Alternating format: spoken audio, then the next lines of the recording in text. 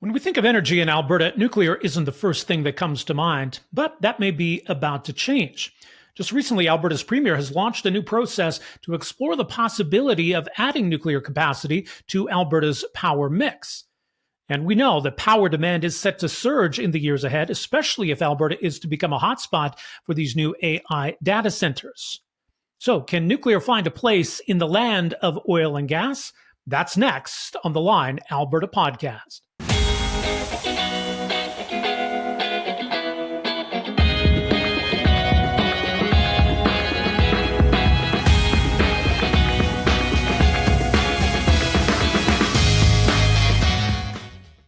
And welcome to the Line Alberta Podcast. My name is Rob Breakenridge. Great to have you with us.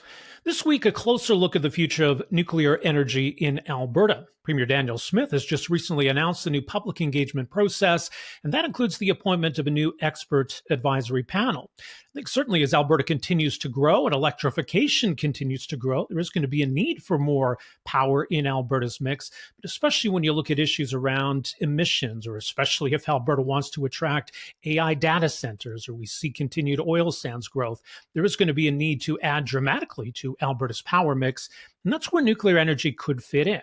Now, there are some questions, obviously, about getting there. So joining us to talk a bit more about the future of nuclear energy in Alberta, one of the companies looking to introduce nuclear power to Alberta is Energy Alberta. You can read more at their website, energyalberta.com. Very pleased to welcome to the Line Alberta the president and CEO of Energy Alberta, Scott Hennessy. Joining us here. Scott, so great to have you with us. Thank you very much for inviting me. Glad to be here. Let me just get some of your thoughts, I guess, the announcement itself from the premier and just your sense of the signal it sends about, I guess, a willingness or an openness to now finally consider nuclear power in Alberta. Yeah, I think the government has been supportive of us for almost 2 years now as we've been going through the process. And we're very excited to see that they're taking this step and moving forward as well. I think it's very positive. We've been out in the community. I mean, we actually started a project back in 2005. It was sold off to Bruce Power in 2007. And ultimately, because of the economics behind it with the gas prices changing, Bruce ended up pulling out of the project. And we were able to revitalize that about 17 years later. So, it's not new to Energy Alberta. We've been at this for a long time, and the community up in Peace River where we are looking has an extensive knowledge of nuclear power as well. So they're probably one of the most educated communities in Western Canada for nuclear power. It is interesting. I mean, Ontario has long established nuclear power as part of their mix there. But we don't see it, not just in Alberta, but across Western Canada. Why do you think that is? What have been the obstacles to bringing nuclear power out west here? There's just the fossil fuels really was the biggest deterrent, right? So we had so much, coal.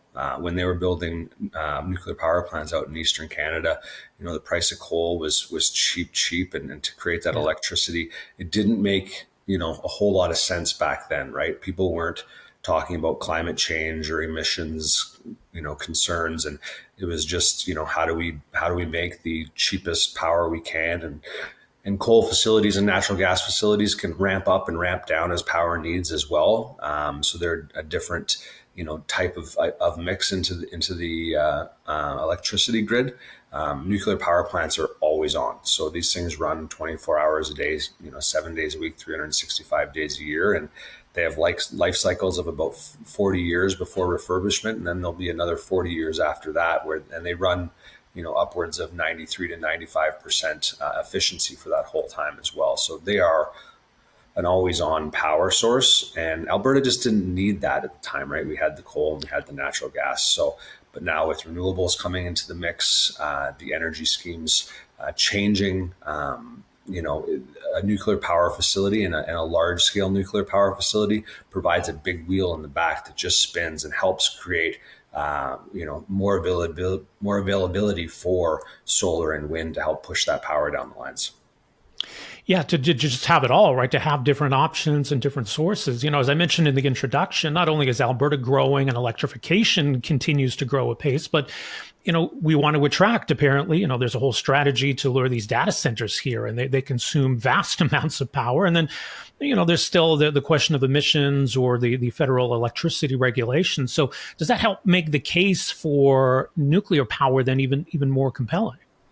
Yeah, I think, zero emissions, and we're seeing, the climate change happening and, everyone being affected by it. And data centers and the big tech companies really taking the stage and saying, we are going to clean this up and we're going to be the leaders in it. And you can see down in the US, they're making more headway with, hundreds of millions and probably close to a few billions of dollars worth of commitments made by companies like Microsoft and Amazon on these nuclear power facilities to help backstop their power. So Alberta has that dream to be a big data center hub as well. And in order to do that, you need power to power those facilities. And with electric cars, electrification of heating pumps at homes, we're just seeing more and more power demand every day. I think Capital Power just came out with a feasibility study, and they said, I think doubling of the grid in their feasibility study by 2050. Wow. So to do that, we really need to focus, and we need to, start making the investments. And, we're a private company in Alberta, and we're pushing ahead to really, start the process, get the license done, get the site done, and then, get to an FID decision and really decide whether Alberta is going to have nuclear power. So we're going in tandem, moving a little bit faster than the province. Obviously, we've been at this for almost 2 years. We have the land up in Peace River that we're looking at two areas, and working with the communities, working with the Indigenous groups, starting those commitments and those work arrangements. So we're really moving ahead and just getting it so that when the province makes a decision and how they are going to do it, they have a facility that they can actually turn around and in 4 to 6 years turn that power on, as opposed to saying, okay, now it's a good idea, let's see if we can get into the mix. And all of a sudden there's, I think there's over 100 nuclear power plants being planned around the world at some stage. And if we don't get in that queue and get in that line, there'll be 300 in front of us, and we're just not going to be able to get these things built. It'll be 20 years before one gets built. Right. So you mentioned the facility you're hoping to build up in Peace Country. Tell us a bit more then about the size of this plant and what you envision it being. Yeah, so we're licensing 4,800 megawatts. So currently that would be just shy of 30% of the grid here in Alberta. But saying that, the first power wouldn't turn on the first reactor, which will be a 1,000 megawatt nameplate. At that facility until 2034, 2035, if we stay on track with where we're at today. So, at that point in time, with the grid demands and the old coal to gas facilities that have turned over, we're forecasting a shortfall by 2034, 2035 of electricity. And even the first generator that we would be planning, first plant, would still be a shortfall of what the power needs for Alberta. And that's not including all of the data centers. So this 1,200 megawatts that the province just allocated to data centers is new and above that. So there's lots of power demand, and, growth, GDP, economies start with electricity, right? If you can't turn the power on, can't do anything. Yeah. And I guess, is nuclear sort of inherently federal jurisdiction then? Because this is a federal regulatory process, isn't it? Yeah, so really the main regulatory body is the Canadian Nuclear Safety Commission. And so they've been operating in Canada. They're one of the most highly regarded in the world for their nuclear safety and their regulations that they do. That being said, they don't look at just nuclear power plants. So there's lots of byproducts of nuclear power plants, like the isotopes. So you see them at your dentist's office for your x-rays and in the hospitals and cancer treatments. The oil sands has some radioactive materials that they have. So there's offices of the Canadian Nuclear Safety Commission all across Canada. There's workers in Alberta every day. And there's lots happening that the public, isn't quite aware of, but they know, they just don't know, right? And there's benefits from nuclear power plants that people, everyone's affected by, right? So if anyone has had cancer treatment, or if you've ever had an x-ray, I think everyone has had some sort of byproduct of a nuclear power plant. But It is all done federally because of, its nature, and it's, it is inherently a risky, radiation is not something to take lightly, and we don't take that lightly. One of the biggest things that through the process with the federal regulators is, making sure that the communities ask the tough questions, right? And we're here to answer them. And the nuclear industry in a whole, we're not scared to talk about Chernobyl or 3 Mile Island or Fukushima, because they are examples of things that the nuclear industry has faulted in, and now we've corrected. And we have answers to what is different about the plants today than they were back then, and how do we make sure that those things don't happen again. And you can count them on one hand, and there isn't an industry that you can count on one hand that has had accidents before. So it's a very safe industry at the heart of it, but the federal government oversees it, and we're happy they do it. They do a great job. They've been doing it for 40 plus years, and there's no need to set up something separate when there is such a strong, knowledgeable federal regulator. Right.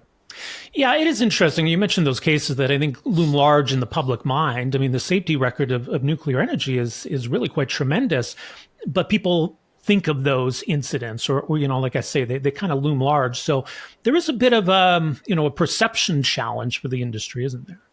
Yeah, for sure. But it's one of those things that once you know it, you know it, and you're okay with it. It's just about being educated. And, when we were back in 05 to 07, we took a whole bunch of people out to Eastern Canada so that they could see a nuclear power plant, right? It really isn't much different than a natural gas plant. And not that many Albertans have even seen one, but they're not scared of them, right? So it's something that just creates steam and turns a turbine to create electricity. So if you go out to Pickering, when you drive into the parking lot to park, across the street is the sports field complex for the community, right? They're, the kids are out there playing baseball and soccer, and they're, can hit a baseball and hit the plant almost, not quite, but they're not big scary things that people think they are. People have been living with them for 40 years and they're comfortable with them. They provide high paying jobs, and they provide a backbone to the community that keeps their community, alive and vibrant. What about the waste side, though? And I mean, that's sort of separate from the plant because, the waste needs to be disposed of and stored somewhere. What's the plan for this project specifically? Yeah, so currently, the waste itself will be handled on site and at all the nuclear facilities in the 500 or so around the world. That's kind of the way it's done. There's a few countries that already have their deep geological storage up and operating. There is facilities down in the U.S. for the military use where they store theirs, and the Canadian government, through the Nuclear Waste Management Organization, is just about to file their IPD. They have a willing host community ready to go. They've been working on it for a long time. And, then they'll start that process, and then there'll be somewhere for the waste to be stored in Canada, a deep geological repository for that waste. But, up until now, there's 500 nuclear power plants that are all storing their waste safely. And I don't know if you have heard anything, but I haven't heard of any incidents with waste. It comes out and it's stored in pools for 10 years right inside the reactor core. So it sits in the plant and operates for its life cycle, and then sits in pools for 10 years. So, you could be, if we're talking about building a nuclear power plant and the waste is something that has to be managed and dealt with properly, but it wouldn't be until 2045 from today until that first fuel bundle came out of the reactor building and into storage. So it's a long ways away, and it stays radioactive for a long time. But by then there will be lots of ways to manage that are new than what's there today. And today everything is managed safely. Well, it's interesting. I think there are a lot of pragmatic environmentalists who see that, look, that side can be mitigated, but there's a huge upside when it comes to emissions. But I think there are still those more kind of hardened environmental groups who still are quite opposed to nuclear energy. What do you make of that opposition? And what do you think is the environmentalist case for nuclear energy? Oh, yeah, I think that at the end of the day, everyone just has to sit back and say, what is the best way to make sure that when I come home and want to turn my lights on, or, I have my meat in the freezer, I want to make sure that it stays good. And, we have lights on in the offices so that we can have jobs. What are the safest and most economical ways to do that? Today, natural gas, I think, will always play a mix in Alberta's power. Wind and solar, are growing, and there has to be a backbone to support those wind and solar facilities. So that's where nuclear comes in. So you have peaker plants with natural gas, you have wind and solar that, are great power sources, but at the same time, you have, you still have to deal with the waste from a wind and a solar facility.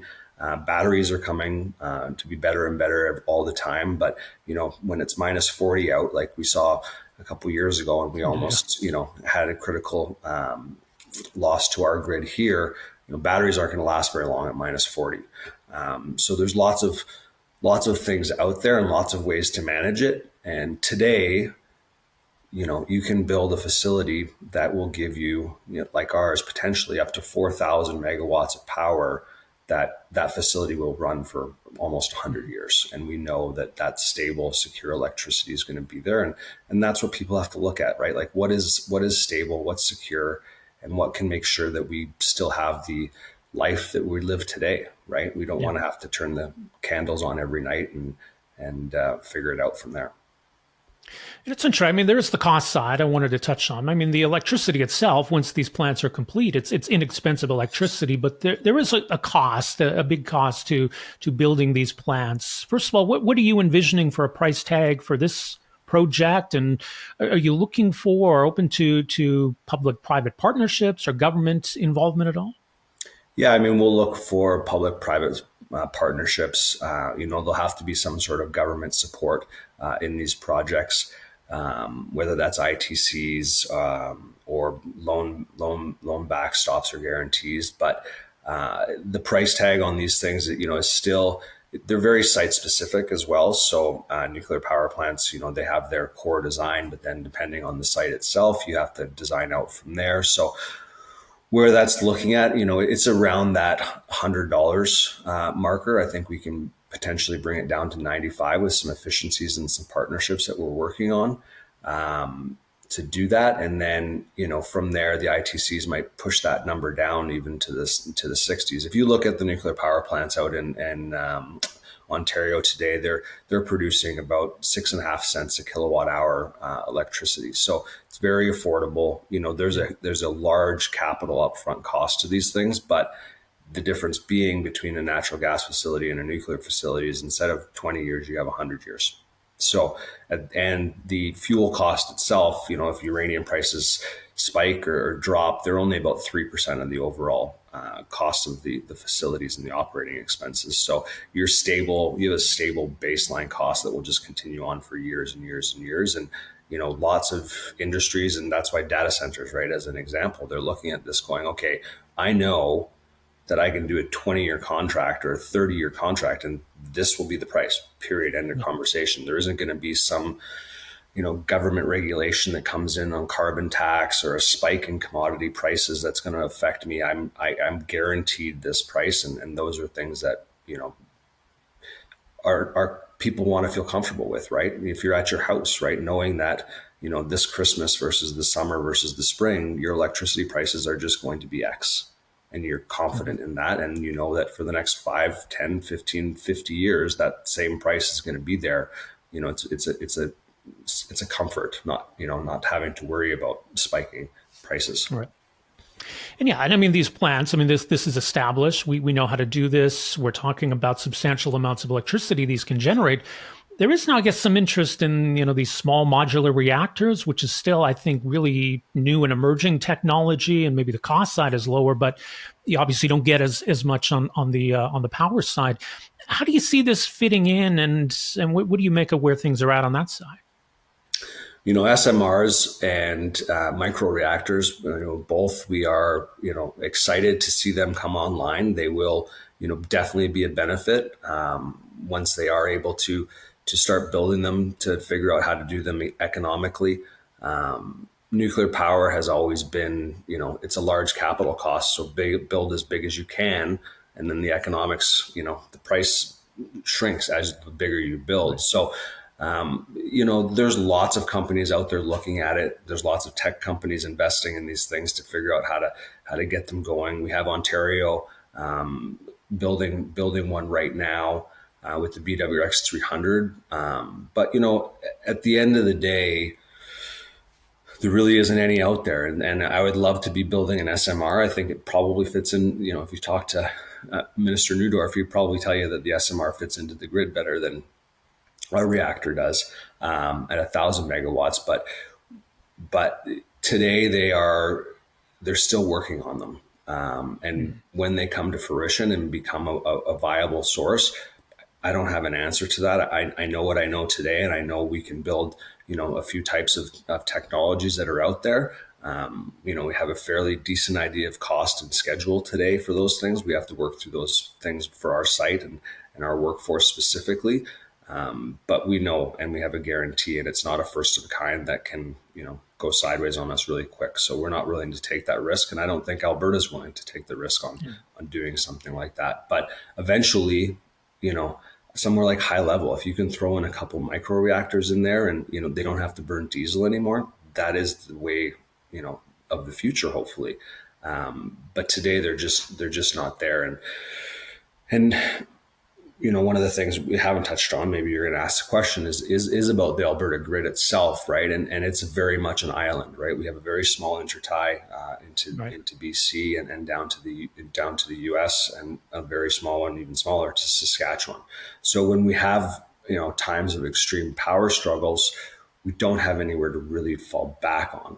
So where we're located and positioned is also done strategically for the interties connections, right? So we have the ability to very easily cut across right to Site C and tie into BC. We have the ability to go up to the oil sands in Northwest Territories and then down to Edmonton and across to Saskatchewan, and really build out, I think what the federal government has been talking about as well is that, that sovereignty, that Western grid that provides a stability for the Western economy. So not just Alberta, right? We can support all of Western Canada with what we're looking at as well. So we're really excited about that opportunity and what the federal government's talking about with building out this, sovereign country without relying on the U.S. and, the potential politics that are going on right now. We need to have our own security, and even with that, with data centers, right, to host our own information and be able to draw on those things, and we need power to power those types of things. So we can't be reliant on other countries to do that. We have to be able to do it ourselves. Absolutely. All right. So what are the next steps here in the short term, medium term for Energy Alberta? It's just continued education. So we have filed in April our impact assessment with the Impact Assessment Agency of Canada, our license with them for the impact assessment, as well as the CNSC for the license to prepare a site. So we are currently in the process, the planning phase. We're working on the TISGs, the Tailored Impact Statement Guidelines right now, which will tell us what our impact statement needs to look at, working on the environmental assessment, water licenses. We're moving ahead as quickly as we can, making sure that, we are keeping pace with the communities as well. So we don't move too fast for them. So we're working with all the communities up there, making sure that they have the proper people supporting them in the project. There's a number of Indigenous nations up in Treaty 8 that we're talking to and working with. And, there's lots of site work that we are doing, making sure that the site works, but primarily our focus is on the Indigenous and the communities, right? Making sure that everyone's educated, making sure that the questions are answered, any of the concerns that they have and that we think that they should have, even if they don't know, we can go and address them and we can talk to them and we can research and study them. At the end of the day, we can't build a nuclear power plant if there's more negative impacts than there is positive. And so far, everything looks like, moving towards that high positive threshold. So we're very excited and we're going to keep doing the good work that we're doing and working with the communities, working with the provincial government, working with the federal government and progressing this project along. It's a lot of work and it's a long time to do it. I got teenage kids, and I'll probably be a grandfather by the time this thing puts the lights on. So Yeah. we just got to keep slugging away and doing the good work we're doing. We have a great team with tons of nuclear experience, tons of Indigenous engagement experience. I think probably one of the best in Canada. So we're really excited about what we've been able to build, and we're moving it forward, and we're getting great reception. All right. Well, more on the project again, energyalberta.com. Scott, really appreciate the overview of all of this. Thank you so much for making some time for us here. Thank you very much. I appreciate it. All right, well, joining us now for some further perspective on where things stand with nuclear energy in Alberta, whether it has a future here after what's been, I think, an interesting past of at least us discussing this issue. Very pleased to welcome here to the line, Alberta, Dwayne Bratt, who's a professor of political science at the Department of Economic Justice and Policy Studies at Mount Royal University, with a research focus on nuclear policy in Canada. Also teaches on the science and politics of nuclear energy in this country. Professor Bratt, great to have you with us here. Yeah, happy to be here, Rob. So first of all, it is interesting because, we don't have nuclear power in Alberta, but that doesn't mean we haven't talked about it over the years. How frequently has this come up? How serious have we been in the past? There was a large discussion roughly 15 to 20 years ago about building a large conventional nuclear power plant in just outside of Peace River. That kind of ended when the price of natural gas plummeted in the 2010s. And so then that kind of went away. Although it's interesting in the current debate, some of those same actors are back in the picture.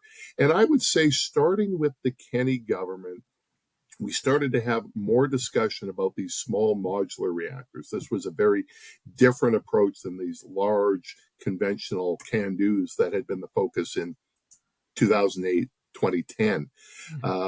There was a roadmap towards developing SMRs. There was a large coalition of various organizations that was coordinated by Natural Resources Canada.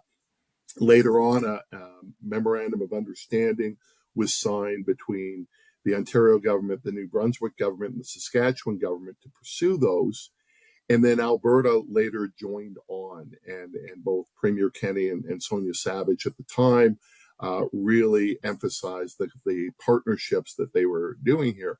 And that was interesting because Ontario is where the heart of the fleet is, representing about 60% of nuclear energy. So it makes sense about why they were signed on. New Brunswick is where the other functioning reactor is at Point Lepreau, just outside of St. John. And they've always looked for leveraging that to a larger degree. Saskatchewan joined on, even though there's no nuclear power plant in Saskatchewan. That's where most of the countries and a good portion of the world's uranium is. And the Saskatchewan government for years has been trying to build off of uranium mining into greater work.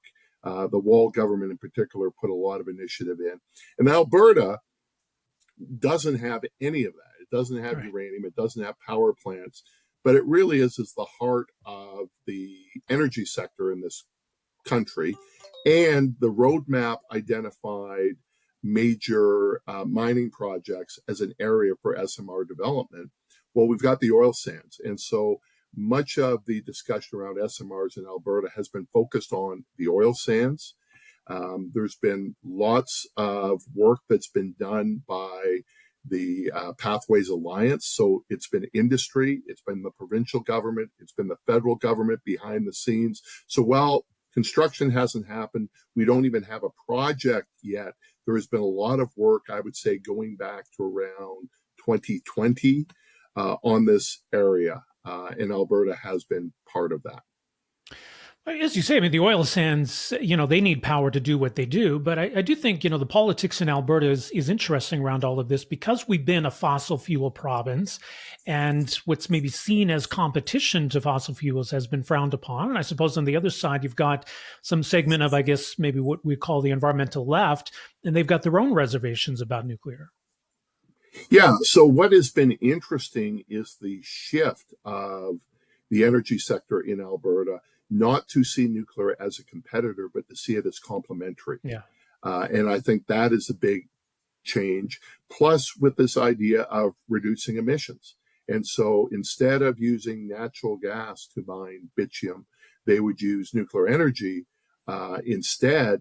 That is where the driver is. So what is fascinating is in many respects, the provincial government under both Kenney and especially under Smith doesn't like to talk about climate change, except when it comes to nuclear. And Nathan Neudorf, the Minister of Electricity, has talked about climate change in that respect. So did the Kenney government. This is an area where the federal government, the provincial government, and the oil sector are actually in alignment.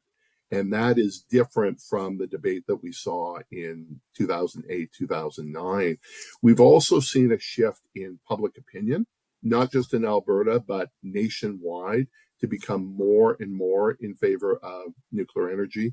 And we're also seeing elite opinion. So some of the work that I'd done earlier, there was a lot of criticism by political actors in that 2010 period. And some of the ones that I quote was a backbench NDP MLA by the name of Rachel Notley, absolutely condemning nuclear energy.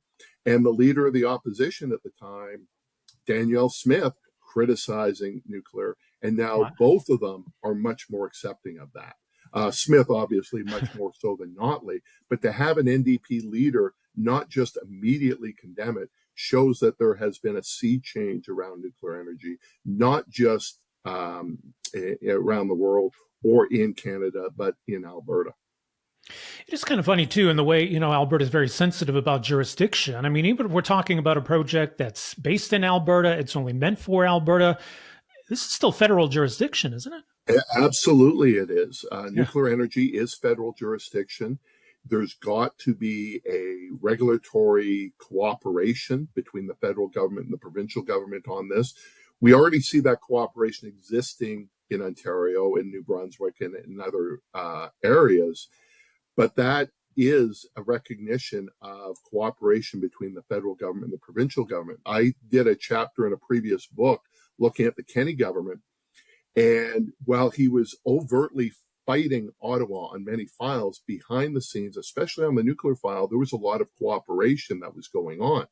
Smith government is fighting Ottawa even more so. And yet behind the scenes, there are bureaucrats from the departments of environment of both Alberta and the federal government working together on this. And there's a series of working groups. Nothing's been finalized yet because there's no project. But the fact that they're talking together and working together, I think shows that while there may be disagreement on lots and lots and lots of issues, this isn't one of them.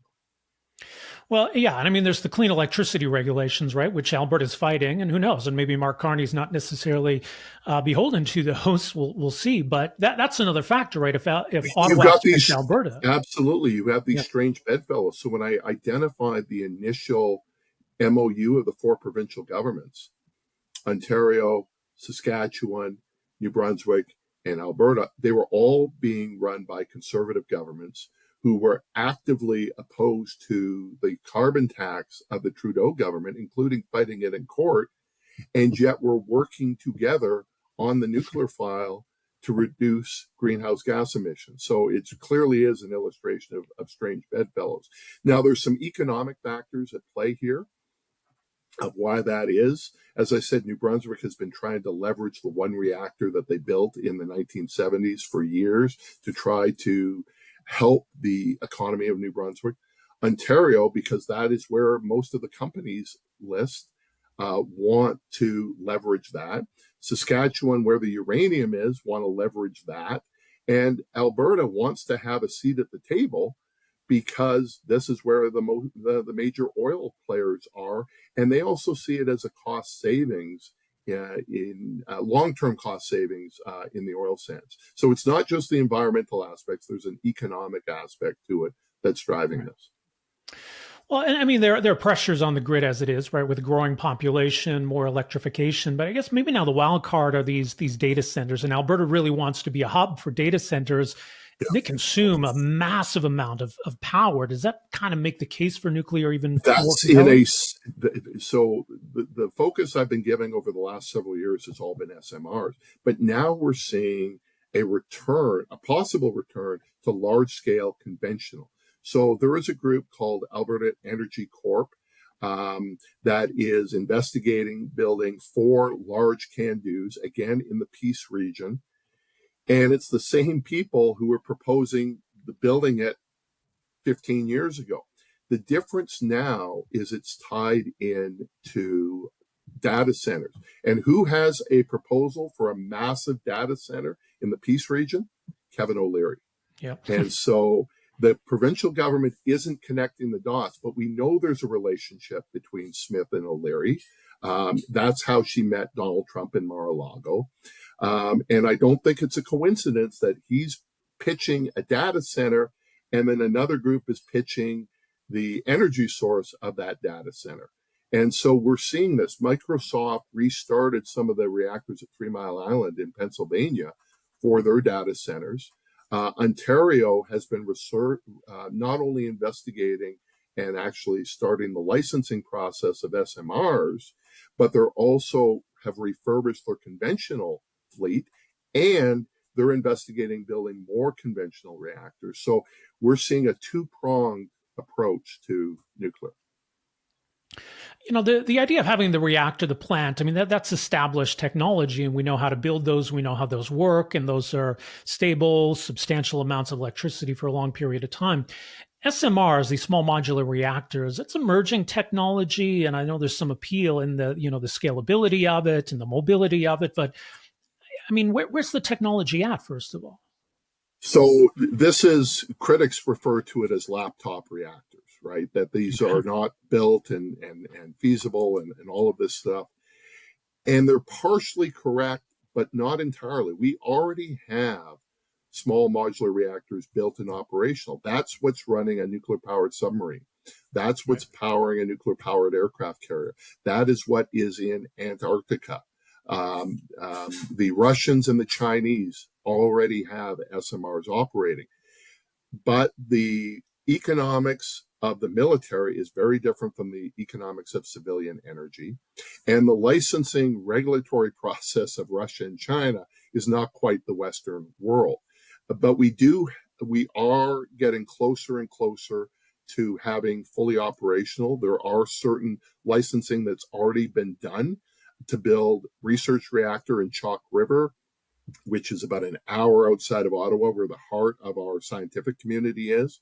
And we already have a site selection and a vendor in Darlington, the site of a current reactor in Ontario, that's done by General Electric, these BMX reactors. So there is progress, but we don't have an operational SMR for civilian use in the Western world yet. Does it need government to get over the finish line, even with regard to SMR, even if it comes to building reactors and plants? I mean, is inevitably there going to be some government involvement? Oh, and there's government involvement just on the regulatory side. There is much more regulation, rightly so, on nuclear energy than other energy areas. So government is already heavily involved. And I think where the issue is going to come is around the financing, the building of these, particularly first of a kind ones, and building a fleet. I have no doubt that you're going to see a costing partnership between the federal government, the provincial government, and industry. The question will be what are the percentages? And that really matters, because we're talking about, if you add all of them, we're talking about multi-billion dollar projects. Yeah. And you may think, well, that's a subsidy. That's a massive subsidy. But every energy project has seen subsidies. There were subsidies in the development of the oil sands. And we would look back at that and go, that was a pretty worthwhile investment, given the economic bang that we've received after that. There has been subsidies over renewable energy, over hydroelectricity. And so if you can do that and then have the electricity delivered, that has a benefit to the economy. So, yeah, I think we see some of that at play. But right off the bat, you're right. There will be a lot of finger pointing between those actors about who should be paying the majority of the cost. And Alberta's a unique system where, we kind of set it up where, hey, if you can contribute power to the grid, then do so, and you can start selling it, and we'll just bring it in from wherever.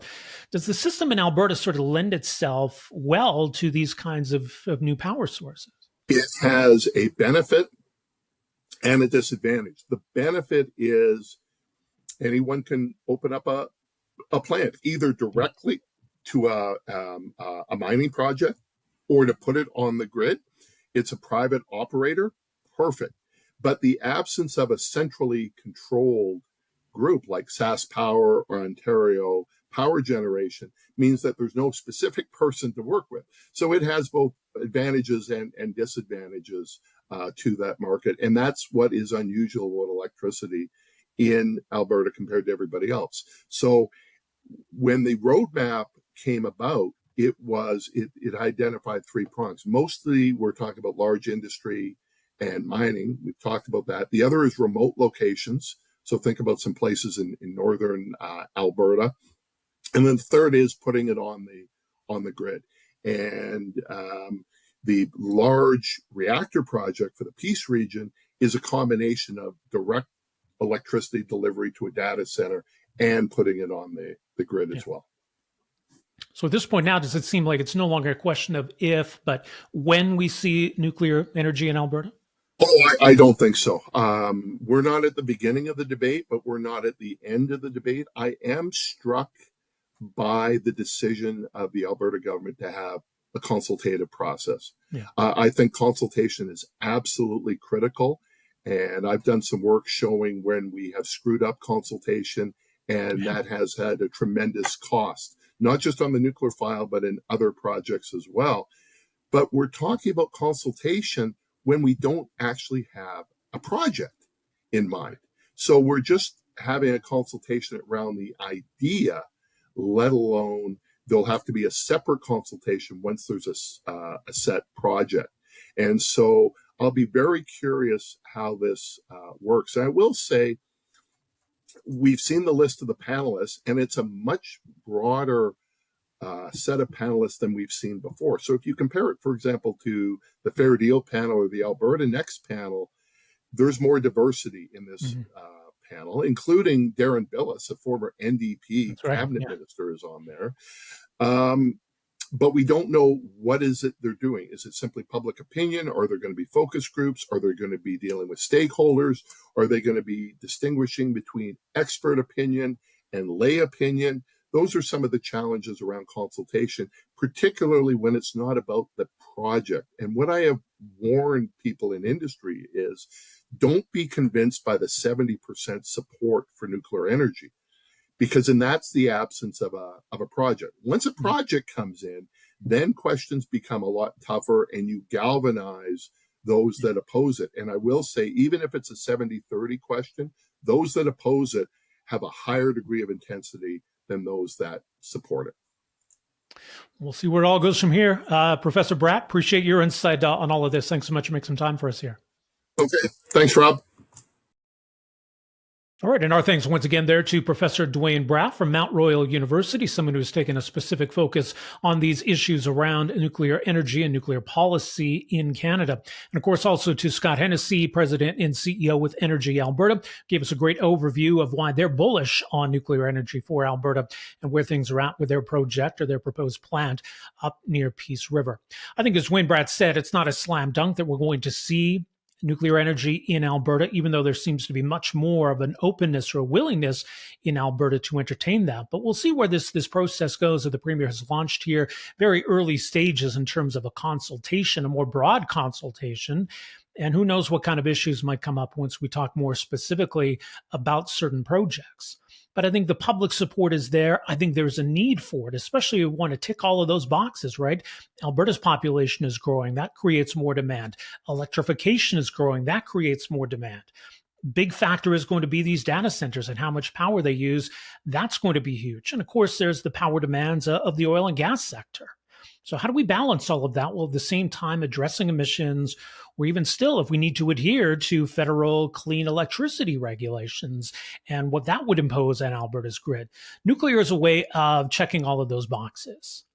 but there is a cost, obviously, in building that capacity, and there is going to be opposition. And nuclear energy is still controversial, I think, in the minds of many.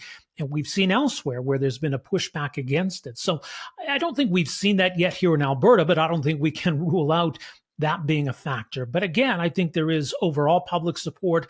And I think the case for this is pretty solid, is pretty sound, if the numbers make sense. So what is all of this going to cost? What kind of public involvement in terms of those investments is there going to have to be? A lot of questions moving forward, but this is going to be one that's, I think, going to be interesting to watch. And so we may be at the onset here of a pretty big change when it comes to electricity and the power mix in Alberta. So stay tuned on that. That's where we will leave it for this episode of the Line Alberta podcast. Don't forget to follow us, subscribe at our website, and go to alberta.readtheline.ca. Coming up on next week's episode, an interesting conversation. Corey Hogan is recently elected Liberal MP, of course, in the city of Calgary, one of two Liberal MPs here in Alberta. We'll talk about his journey to federal politics and what it's like being one of two Liberal MPs here in the province of Alberta. Maybe what some of the rules and expectations are for him in terms of communicating with Albertans, listening to Albertans, and addressing some issues that are pretty specific to Albertans' concerns. So we'll get into all of that conversation coming up next week with Corey Hogan.